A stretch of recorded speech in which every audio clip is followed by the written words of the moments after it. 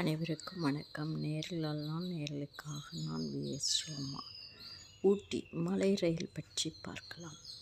ஆசியாவிலேயே மிகவும் தனித்துவமான மற்றும் அழகான ரயில் பயணங்களில் ஒன்று.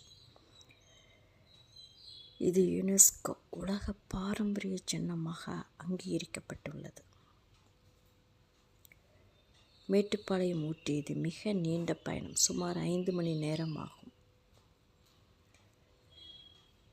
இதனுடைய ரயிலின் சிறப்பம்சங்கள்: அடர்ந்த காடுகள், பாலங்கள், குகைகள், நீர்வீழ்ச்சிகளை கடந்து இந்த ரயில் செல்லும்.